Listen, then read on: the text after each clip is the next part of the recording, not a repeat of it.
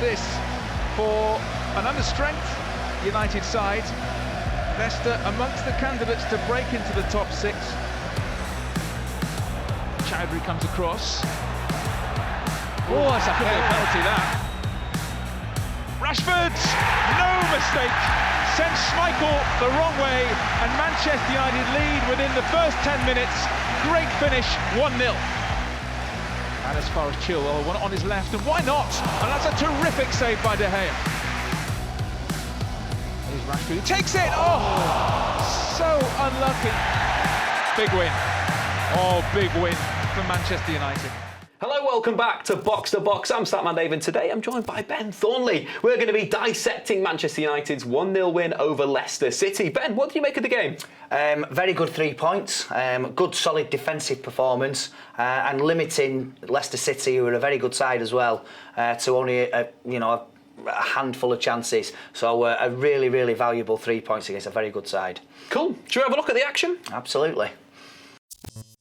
So we're going to take a look at the first goal, the decisive goal of the game, but we're going to rewind it a little bit, add a little bit more footage onto the goal to do a little bit of analysis. Ben, have you been happy with how Manchester United have defended this season? Yes, I have. I think they've tried to create a high press, tried to win the ball back early, and I think there's definitely evidence of that in this game, as there has been in others. Yeah, it was a trend throughout the game. Manchester United sort of pressing in the opponent's half, in their own defensive third, where the goal comes from. From this situation, what I really like from Manchester United is they're kind of sort of compact and they're going man to man. Yeah, they are. They've got. You can see there that there's, this. If you circle the 6 Manchester United players, obviously they are man to man, and you can see there that Pereira has got ample time should the ball be transferred into Chowdhury, who is, as we'll see, quite a dangerous player for them. They're all on the move. They're pushing Leicester City backwards, and from here on in, when they do turn the ball over, they end up in Leicester City's half very, very quickly. It's the good body language, isn't it? The collective mentality of hunting the ball back. Yeah, absolutely. There's Ashley Young, who I thought had a really, really solid game, along with the rest of the defenders. As we just pause it there, he doesn't really have a lot on. And Marcus Rashford running in between 3 players. And he ends up moving his side up 30 or 40 yards up the field and into an attacking situation. It's impressive how United were in the defensive third. They put the press on, and now they're in the Leicester City final third in a way. And it's from this point that the goal's created from. But I think it all comes from that defensive work rate together. That bit of a pat on the back there. That now they're in the final third and they can go and look to create something. Absolutely. I mean, it wasn't a wonderful throw in from Ashley Young, but Scott McTominay, it was one of the highlights of Manchester United's performances. From this position here, though, Wan-Bissaka has the ball. He's got a number of options. As an attacker, what type of moves are you trying to make, or what type of passes are you trying to open up? Well, you can see here that you've got Andres Pereira, and you can see that he's going to make this move into here. Now, for me, that was, the way that he moved Chowdhury away, then creates a gap for the pass inside. For this pass into here. And he can either go and follow it, Wan-Bissaka, or Marcus is one-on-one against Soyuncu. He elects, for some strange reason, to play the pass into here. And I think Andres Pereira does exceptionally well to get anything on that at all, with Chowdhury so close in proximity. And fair play to Marcus Rashford. Is it a penalty for you? It's a penalty. Yeah, it's a penalty. He just manages to get his left foot on it, and his right foot on the ball. And Soyuncu, he comes from his blind side. He takes him out. But some good play, maybe a decoy run could have opened up that pass inside, but it's good stuff from Manchester United in an attacking sense. From the penalties perspective, of course, Marcus Rashford slots it away into the bottom right corner. For you, Ben, is Marcus waiting for the keeper to move? He is. If you see it from this angle, another couple of steps, and just there, I mean, once Kasper Schmeichel goes to his right-hand side, he's more or less made up Marcus's mind for him. Having said that, he struck his penalty that well that even I think if he had guessed the right way, it would have been struck too well for him to save it.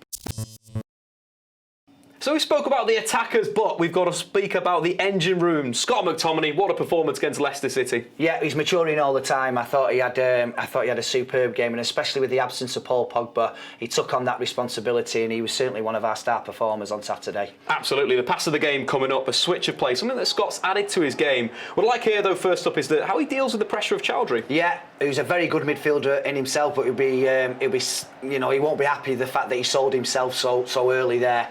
Great piece of footwork from Scott McTominay and a wonderful pass cross-field, and set up could have been a goal at the end of that. It's really interesting how United, with a switch of play, are moving the point of the attack. We break it down now. We've kind of got Leicester's midfield. We've got James Maddison, Chowdhury mentioned before, Tielemans, and of course Ndidi. They're all compact. They've all been pulled over to this left wing, and then that ability to switch the play creates a problem now where Man United have got some decent numbers in that area. Yeah, they've got some decent numbers, and you can see as well at the same time that they're already on the move. You can see Ashley Young ends up, a good 10 yards the other side of Dan James. So they are on the move, Manchester United, and heading towards the back four, thinking Dan James is going to do something here. Real positive play, and then I think when Dan James gets to the final third, the first touch is brilliant.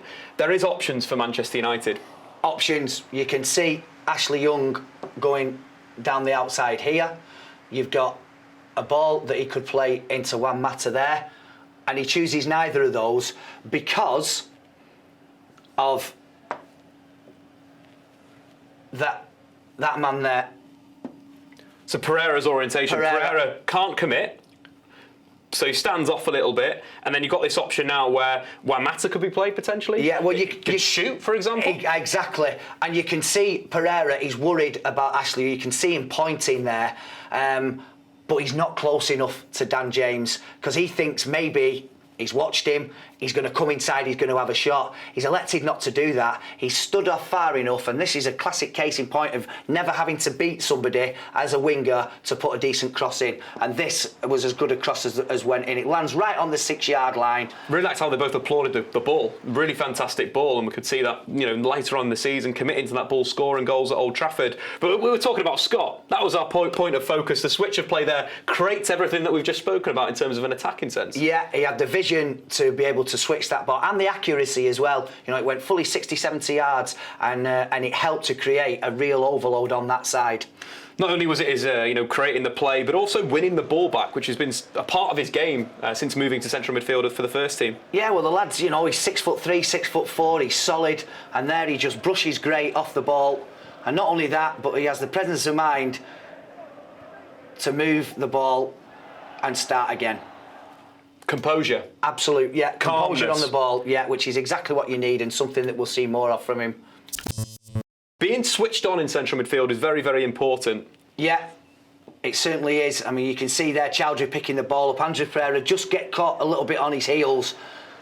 And as Chowdhury's bearing down, you see that Scott ends up in this position here because he has to angle his run because he realises that Chowdhury's stolen a march on him. And you always, in your mind, when you've got Jamie Vardy going into there, that ball could come right the way across here, and that's what he's looking for. It was a dangerous situation, but Scott McTominay, as you roll it on, he ends up there and he pushes it out for a corner. And again, real good awareness and being switched on in centre of the park.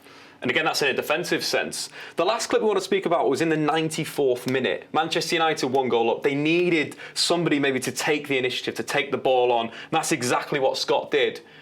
Something again, as a teammate, as a defender here, we're seeing Victor Lindelof making a fantastic challenge. Scott now has options. He's got options. I mean, first and foremost, he keeps hold of the ball. He realises that there's not a lot of time left. He's facing in the right direction, and he doesn't want to panic. The easiest option would have been for him, when you'd paused it there, would just to pass it into there. But this is what's happening with Scott now. He's taking up more of a responsibility, and he elects to just go past Pereira, and he runs with the ball right the way down the touchline. He keeps going, takes out Ndidi. Chilwell can't get the ball off him, and it was only for the fact that he ran the ball out of play under normal circumstances there, when with the frustration of a team or of a couple of players trying to get to a guy shielding the ball. you get a free kick. On this occasion they didn't, but showed real good maturity. And you think about what Maguire and Lindelof, they must have been thinking, because they'd been under the cosh a little bit. It was a really good piece of mature play from Scott McTominay at just the right time. Another player that I want to highlight is Victor Lindelof. I thought he had a really good game. Yeah, he had a solid game, definitely a solid game, because there was a little bit of a scare and a let-off for James Maddison's chance when it was 0-0. But after that, I thought he was really, really immense in the heart of that United against a difficult opponent in Jamie Vardy. Jamie Vardy, a very difficult player. When the ball goes over the top, difficult to deal with him. Oh yeah, he wants to play on the shoulder all the time, and that's something that they've got, Leicester, that they can do that. But Victor Lindelof was aware, he was alert to it. Difficult to pass the ball back when you're running at full speed there to David De Gea, sawed off the danger. And now the moment of the game. Yeah. 91st minute, Manchester United with that 1-goal lead. They've got a defender here. What does he do so well in this situation for you, Ben? Well, I mean, he certainly, you can see his head moving all the time.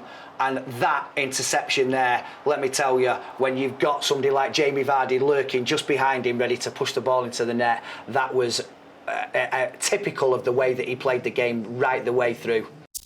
And that was our look back on the victory over Leicester City. Thanks for joining me today, Ben, and we'll see you next time on Box to Box.